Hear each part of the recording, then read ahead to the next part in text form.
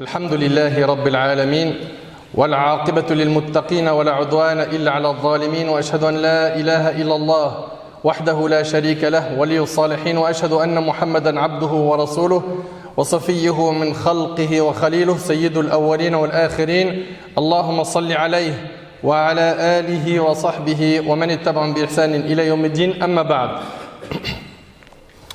Mes chers frères et sœurs, le thème de notre khutbah aujourd'hui avec l'aide d'Allah Tabarak wa Ta'ala est la place de la raison en islam. La place de la raison en islam. Comme vous le savez mes frères et sœurs, Allah Tabarak wa Ta'ala a favorisé l'être humain par rapport à d'autres créatures par la raison. Avec cette raison, l'être humain connaît ce qui est utile de ce qui est nuisible, ce qui va lui être profitable de ce qui ne l'est pas. Avec la raison, il va pouvoir comprendre les textes de la religion, les ordres de la révélation. Avec la raison, il va pouvoir méditer le livre d'Allah, comprendre les hadiths du prophète alayhi salatu wassalam. Et également avec cette raison-là, il va pouvoir faire énormément de choses qui sont utiles pour lui dans la vie d'ici-bas, en faisant preuve de recherche dans un domaine très pointu, en produisant, en fabriquant, en innovant. Donc, comprenez que l'humain ne peut pas vivre sans la raison. Ni pour les affaires de ce monde, ni pour les affaires de l'au-delà, tu peux te dispenser de la raison. Tu as besoin de la raison pour les affaires de ce monde et les affaires de l'au-delà. Et notre religion, l'islam, a énormément accordé d'importance à la raison et à valoriser la raison. On a énormément de textes dans le livre d'Allah, dans la sunna du prophète alayhi salatu wassalam, qui mettent en valeur la raison.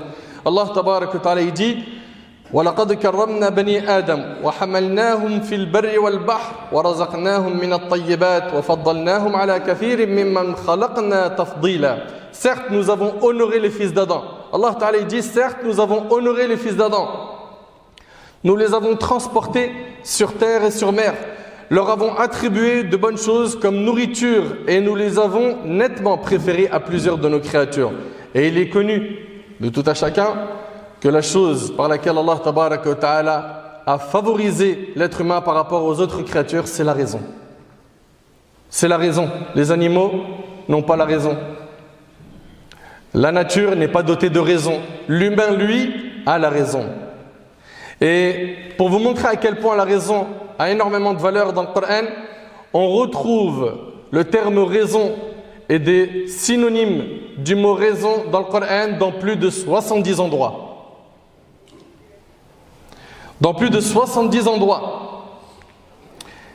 Mes chers frères et sœurs, dans ces versets-là, Allah Tabaraka wa Ta'ala nous appelle à réfléchir, à raisonner, à méditer sur la création d'Allah. Allah Tabaraka wa Ta'ala nous appelle à méditer sur le Coran, à méditer sur la création. Et ce qui montre que notre religion a énormément insisté sur la raison, c'est que sachez, Ahbab al-Kiram, que préserver la raison fait partie des finalités et objectifs de la religion. Il y a 5 finalités et objectifs de la religion. Parmi ces objectifs, il y a le fait de préserver la raison. Et l'islam a invité la raison à suivre la révélation. Et là, s'il vous plaît, je vous demande d'être très très attentif. L'islam a invité la raison à suivre la religion.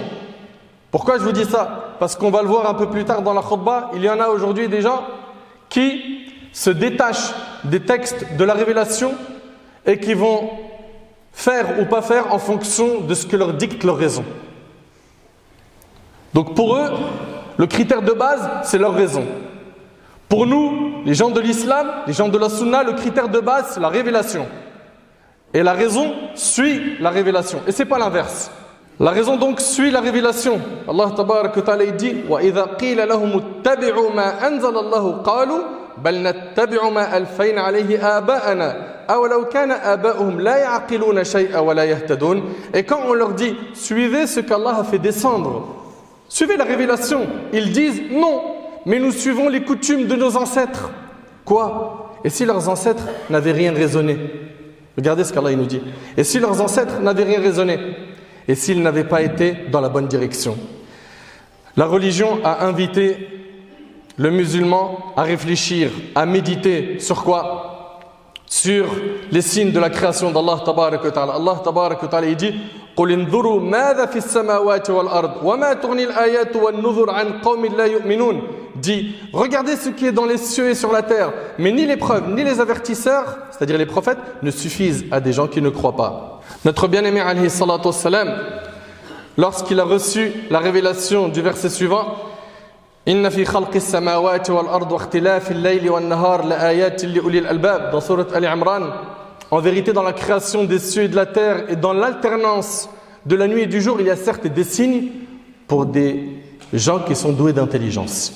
Vous écoutez? En vérité dans la création des cieux et de la terre et dans l'alternance de la nuit et du jour, il y a certes des signes pour les doués d'intelligence. Le prophète alayhi salatu wassalam, il a quitté le lit de Aïcha, son épouse, radiyallahu ta'ala anha, et il lui a dit: oh Aïcha, laisse-moi adorer mon Seigneur. Elle lui a dit: je t'aime, j'aime ta proximité, mais j'aime ce qui te réjouit. Puis il s'est levé et il a commencé à prier et il a pleuré alayhi salatu wassalam. Puis Bilal radiyallahu anhu, il est venu pour appeler à la salat. Et lorsque Bilal l'a vu dans cet état en train de pleurer, il lui a dit: oh messager d'Allah, pourquoi tu pleures alors qu'Allah tabarak wa ta'ala t'a pardonné tous tes péchés? Il a dit: ne serais-je point un serviteur reconnaissant? Écoutez bien, il a dit quoi? Il a dit: cette nuit, il m'a été révélé un verset. Malheur à celui qui la récite sans la méditer. Et il a récité ce verset. En vérité, dans la création des cieux et de la terre, et dans l'alternance de la nuit et du jour, il y a certes des signes pour les doués d'intelligence. Et Allah tabaraka wa ta'ala a blâmé ceux qui n'utilisent pas leur raison à bon escient en méditant, qu'ils ne s'en servent pas pour méditer sur quoi? Sur les versets. Allah Ta'ala dit: Afala yatadabbaruna al-Qur'an am ala qulubin aqfalha. Ne méditent-ils pas sur le Coran ou y a-t-il des cadenas sur leur cœur d'eux-mêmes? Allah Ta'ala, il a invité à méditer sur la création. Wa ka'ayyin min ayatin fis samawati wal ardi yamurruna 'alayha wa hum 'anha mu'ridun. Et dans les cieux et sur la terre, que des signes auprès desquels les gens passent en s'en détournant. Mais méditez, ouvrez vos yeux, regardez la création d'Allah. Allah tabaraka wa ta'ala s'est adressé à nous dans le Coran avec des preuves qui sont tellement fortes que la raison saine l'accepte. Allah tabaraka wa ta'ala il dit: Am khuliqu min ghayri shay'in am humul khaliqun. Ont-ils été créés à partir de rien ou sont-ils eux-mêmes les créateurs? Subhanallah, ce verset-là, qu'est-ce qu'il est fort et puissant. Allah tabaraka wa ta'ala il s'adresse à nous et nous dit: ont-ils été créés à partir de rien ou sont-ils eux-mêmes les créateurs? Est-ce que c'est vous-même qui vous êtes créés? Non. Ou est-ce que vous avez été créés à partir de rien? On sait très bien que le néant, la seule chose qu'il crée, c'est rien. Et donc cela prouve bien, par une preuve puissante du Coran, qui vise à interpeller la raison, qu'il y a un créateur à cette création. Quand on entend aujourd'hui des gens dire: mais qu'est-ce qui prouve qu'Allah existe? Mais ouvre les yeux. C'est tout, ouvre les yeux. Regarde autour de toi. Ce soleil, ces nuages, cette pluie, ces humains, tes mains, ton corps. Wa fi anfusikum afala tubsirun. Méditez sur vous-même. Méditez sur la complexité de la création, l'univers. Méditez sur les planètes, le soleil, les étoiles, la lune. Non, on a anesthésié la raison au niveau de la méditation. Ça, non. Et donc la religion invite à utiliser notre raison. Pourquoi? Pour méditer le Coran, pour méditer les signes d'Allah tabaraka wa ta'ala, ce qui prouve son existence, azza wa jal, sa puissance. Également, la religion a invité la raison à quoi? À s'enrichir. Par quoi? Par la connaissance, par la science. C'est avec la science que tu enrichis ta raison. Allah tabaraka wa ta'ala il dit: Yarfa'illahu alladhina amanu minkum walladhina utul ilma darajat wallahu bima ta'maluna khabir. Allah élèvera en degrés ceux d'entre vous qui auront cru et ceux qui auront reçu le savoir. Les savants, les ulama, qui sont méprisés et rabaissés par certains. Certains aujourd'hui ne voient même plus l'utilité de suivre les savants. Ils disent: mais on n'est pas assez intelligent, pourquoi les savants? Réfléchis, t'es intelligent. Donc en fait, 14 siècles de patrimoine, d'héritage islamique, tout ça, on le jette à la poubelle et c'est toi maintenant qui vas nous expliquer comment on adore Allah. Vas-y, réfléchis. Et après, quelle audace, quelle ignorance, quel égarement. Quel égarement. Le prophète sallallahu alayhi wa sallam n'a-t-il pas dit que les savants sont les héritiers des prophètes? Et qu'est-ce qu'ils ont hérité? La science. Et le hadith, il est très connu. Les savants, c'est les héritiers des prophètes. Nous, on n'a ni d'excès, ni de négligence envers les ulama. On les place là où la religion les a placés. Ni on les méprise, ni on les prend pour des prophètes. Ok? On les respecte et on se doit de suivre leurs enseignements car eux, ils ont la clairvoyance, ils ont la sagesse, ils ont la science. Allah tabarak wa ta'ala, donc, il dit, Allah élèvera en degré ceux d'entre vous qui auront cru et ceux qui auront reçu le savoir. Allah est parfaitement connaisseur de ce que vous faites. Et Allah tabarak wa ta'ala dit, wa qur rabbi zidni ilma, et dit, oh mon Seigneur, accrois mes connaissances. Donc Allah tabarak wa ta'ala a incité le serviteur, le musulman à quoi? À enrichir ses connaissances. Allah tabarak wa ta'ala nous invite ici à enrichir nos connaissances. L'islam a donc recommandé d'apprendre, d'étudier notre religion. Ok? Mais attention, l'utilisation de la raison pour des raisons mondaines, c'est pas quelque chose d'interdit. Non, au contraire, on a besoin de chercheurs, on a besoin de médecins, on a besoin d'ingénieurs. Je n'est pas en train de dire que la raison elle doit être limitée quoi? À prendre les sciences religieuses. Non. Bien évidemment, ça c'est ta base, le plus important pour toi, pour sauver ton âme. Mais il faut également apprendre tout ce qui pourra être utile. Ok? Et qui te permettra de pouvoir assumer tes dépenses financières. Et ce qui est très étonnant, mes chers frères et sœurs, c'est que ces derniers temps, de plus en plus, on a un discours qui s'oppose au texte de la révélation, du Coran et de la Sunna, sous prétexte que cela n'est pas accepté par leur raison. De plus en plus, on entend des gens qui disent ce hadith-là, il est rapporté par qui? Muslim? Non, non, daif. Comment ça, daif? Non. En fait, lui, il expose ce texte à sa raison, et en fonction de ça, il accepte ou pas. Pauvre Masakin, allez vous soigner par la science. La science, elle s'apprend chez les spécialistes, les gens de science. Allez vous soigner. Et quand on leur dit suivez les savants, ils disent voilà, on les invite à être des moutons, il ne faut pas réfléchir. Alors écoutez bien, réfléchir, bien évidemment que la religion appelle à réfléchir, à méditer, mais est-ce que toi, ta raison, elle est sans limite? Là, il va falloir que tu comprennes qu'elle a des limites. Ok? C'est-à-dire quoi? C'est-à-dire le message du Coran, je ne peux pas le lire, je ne peux pas le comprendre, c'est pas donné à tout le monde, c'est pour l'élite? Non! Le Coran, lis-le, médite-le, et tu vas en comprendre énormément. Par contre, au niveau des règles juridiques, tu auras besoin de quoi? D'un cursus. Dans le Coran, il y a 500 versets qui parlent des ahkam, des statuts juridiques. Ça, quand tu vas arriver dessus, tu as besoin de quelqu'un pour t'expliquer ça. Ok? Viens pas toi nous dire non, moi je suis tellement intelligent, réfléchissez par vous-même, soyez intelligent jusqu'à ce qu'à la fin, qu'est-ce qu'on a comme résultat? Des gens qui se sont détachés, de la sunna, non, hadith ahad, même s'il est rapporté par le Bukhari, allez viens on met ça de côté, ça rentre pas dans ma tête. Le Coran, pourquoi vous voulez qu'on prenne l'explication des pieux prédécesseurs? On est en 2022, mets-nous ça de côté. Et comment il va expliquer le Coran? Avec sa propre compréhension à lui. Et il va faire dire au Coran ce qu'Allah tabarak wa ta'ala n'a pas voulu révéler.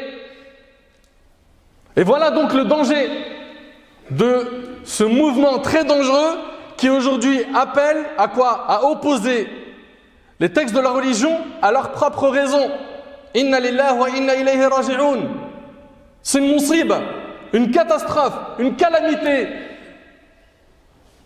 Est-ce que quelqu'un peut venir aujourd'hui dire moi, c'est bon, j'ai le niveau de faire des opérations, mets-moi dans un bloc opératoire, j'ai lu pas mal de livres dans la médecine. Vous allez lui dire, mais ça va pas la tête, t'as pas fait un cursus, t'es pas médecin. J'ai lu pas mal de livres et j'ai regardé pas mal de tutos.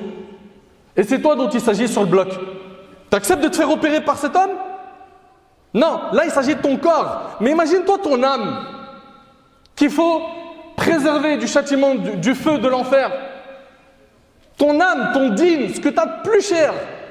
N'importe qui, tu l'écoutes, il n'a pas de cursus, il n'a pas étudié. Et la plupart, c'est ça qu'ils ont comme point commun. Leur dénominateur commun, c'est quoi? C'est que ce sont des cocktails d'ambiguïté, ces gens-là.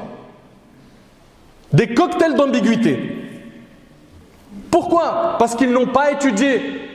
Mais si, un tel il a dit qu'il a étudié, demande-lui ses diplômes, demande-lui son cursus, combien d'années il a fait, qu'est-ce qu'il a comme diplôme, quel savant le recommande, tout ça il va te dire, niet.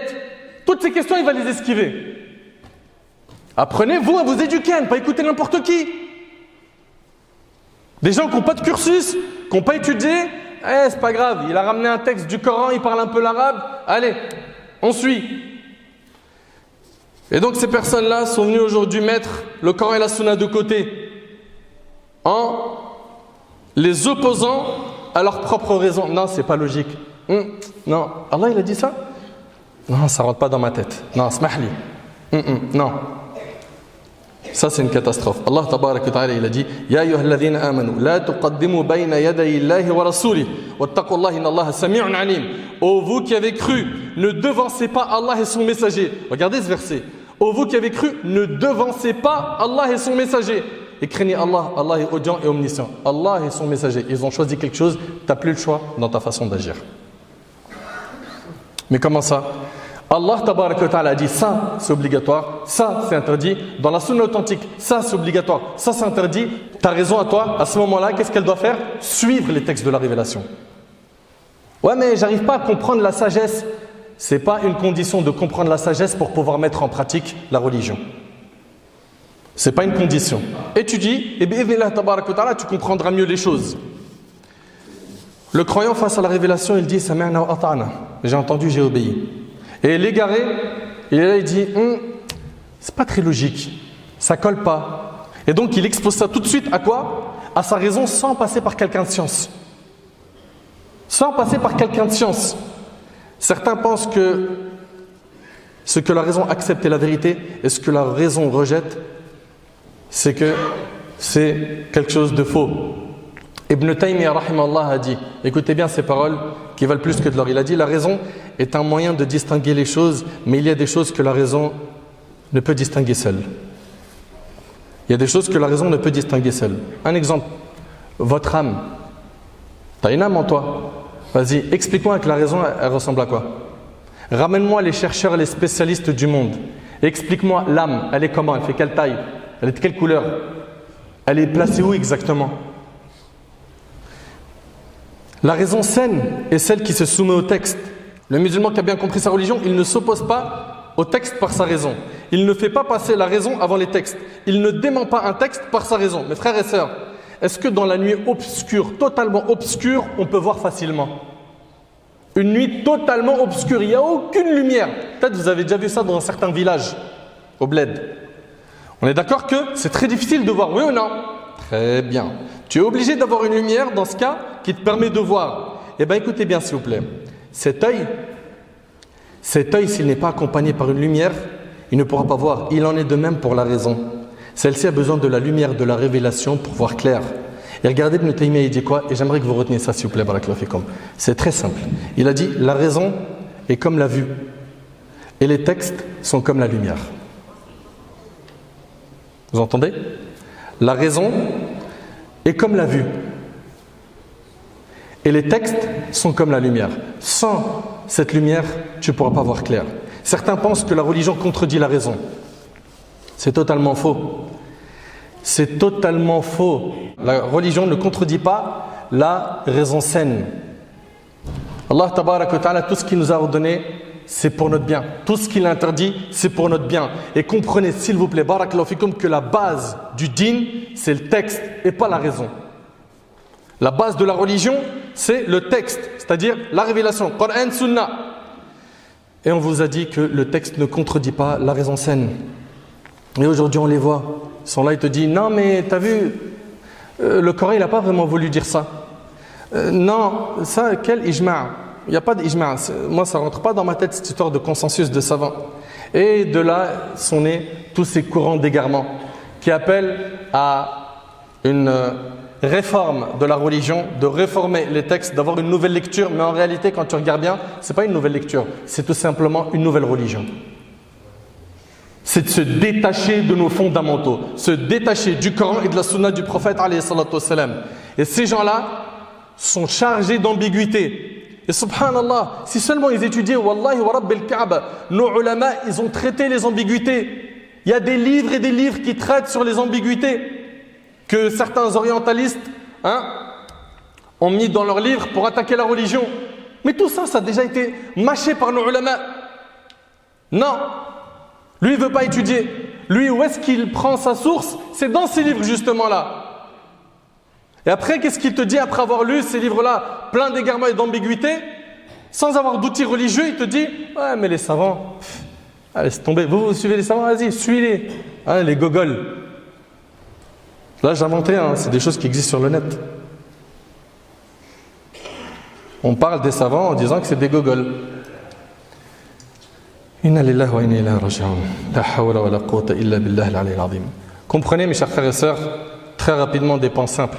Il y a deux catégories de personnes face à la science religieuse. Il y a al-mujtahid. Al-mujtahid, c'est celui qui a les outils pour extraire les règles du texte. Il a tellement une grande science qu'il est capable, en lisant le Coran, la Sunna, d'extraire des règles du texte. Ça, c'est donc les mujtahidines. Ok, comme l'imam Malik, Abu Hanifa, Shafi'i, Ahmed. Eux, c'est des mujtahidines. D'accord? Et après, il y a al-muqallid. Al-muqallid, c'est celui qui n'a pas le niveau d'extraire les règles du texte. Vous et moi. C'est quoi notre devoir à nous? C'est de suivre des mujtahidines, des spécialistes. C'est simple. Maintenant, aujourd'hui, on veut nous enlever tout ça, nous rayer tout ça et te dire « Mais t'es intelligent. T'es intelligent, c'est une bonne chose. » Mais attention, t'as raison, elle doit avoir ses limites. Comprenez-le, et je vais le répéter une nouvelle fois. Tout à l'heure, on a dit quoi? On a dit « La raison, c'est comme les yeux, la vue. Et les textes de la religion, c'est la lumière. » Wallahi wa rabbil Kaaba. Tu ne suis pas les textes de la religion comme cela, ça nous a été transmis depuis 14 siècles. Cette science, elle s'est transmise de cœur à cœur, de génération en génération. Les savants se sont transmis cette science. Et nous, aujourd'hui, on entend des gens qui disent « Balaye-moi ces 14 siècles, on va réfléchir. » Mais dis tout simplement que tu ne veux plus de l'islam. Après, c'est ton choix. Tu veux être apostat, tu veux être murtad, c'est ton choix. Mais viens pas après imputer tes idées d'égarement à din. Viens pas coller ça à la religion. Et quand on leur dit à ces gens-là, mais qui t'a précédé? Qui parmi les ulama? Vous les savants, les savants. Khalas, tu nous as expliqué que tu es un égaré audacieux, reste dans ton petit monde, ok? On implore Allah qui te guide, mais viens pas dire que ça, c'est l'islam. C'est pas l'islam. Et par la grâce d'Allah, tabarak wa ta'ala, la religion d'Allah, elle est préservée. Donc comprenez qu'il y a al-muqallid et al-mujtahid. Nous, on est des muqallidines, on a des limites, ok? Ouais, mais non, mais moi, je maîtrise l'arabe. Moi, je maîtrise l'arabe. Je vois pas pourquoi on doit lire les livres des savants. Moi, donne-moi le Coran, donne-moi les hadiths, c'est bon. Ok. Kana Nabi sallallahu alayhi wa sallam, idha dhahab al-madhhab, ab'ad. Explique, monsieur l'arabophone. Dhahaba, tu connais. Al-madhhab. Tu vas me dire, le prophète, il suivait une école. Ab'ad, il s'éloignait. Al-madhhab ici, ça veut dire faire ses besoins. Lorsque le prophète, il allait faire ses besoins, il s'éloignait. C'est de l'arabe, mais tu n'as même pas compris. Donc comprenez que ce n'est pas comme ça. Cette science, elle se prend de cœur à cœur. C'est une transmission orale par les gens de science. C'est pas je suis un autodidacte comme on le voit aujourd'hui. De toute façon, c'est pas difficile. Celui qui rentre dans la science seul, il en ressort seul. Avec des avis marginaux, isolés, égarés. Réveillez-vous, barakallahu fikum. Comprenez que la raison, elle est importante. Elle a été valorisée en islam, mais elle a des limites. Et c'est ça l'objectif de cette khutbah. Comprenez que la raison a des limites. Allah Ta'ala il dit وَيَسْأَلُونَكَ عَنِ الرُّوحِ قُلِ الرُّوحُ مِنْ أَمْرِ رَبِّي وَمَا أُوتِيتُم مِنَ الْعِلْمِ إِلَّا قَلِيلًا. Et il t'interroge au sujet de l'âme. Dis, l'âme relève de l'ordre de mon Seigneur. Voilà, l'âme, il n'y a qu'Allah Tabaraka Ta'ala qui en connaît le détail. Et on ne vous a donné que peu de connaissances. Ahibati fillah. Allah Tabaraka Ta'ala il nous dit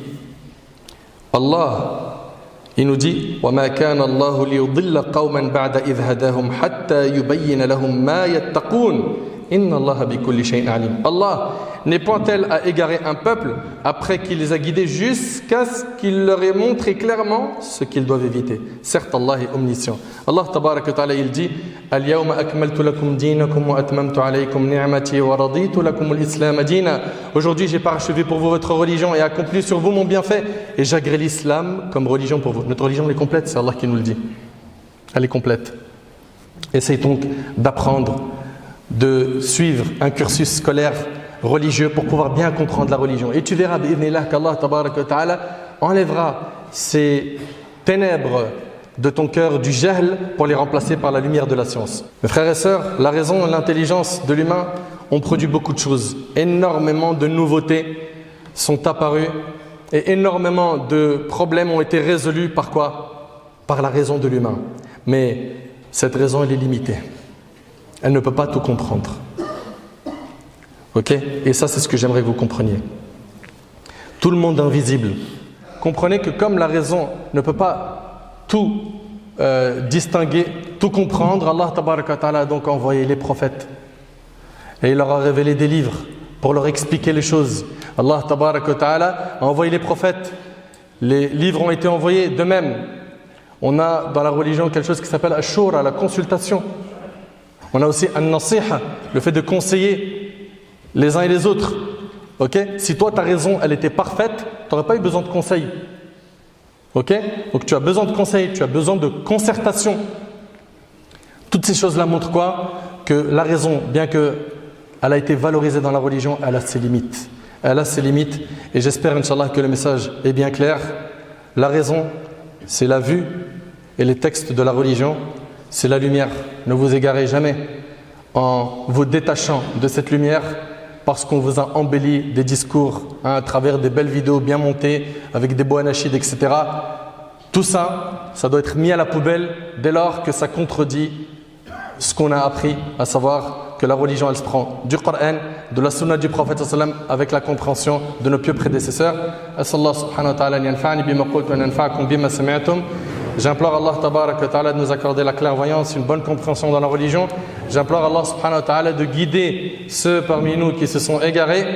J'implore Allah tabarak wa ta'ala de nous accorder la piété, la sincérité dans les propos, dans les actions.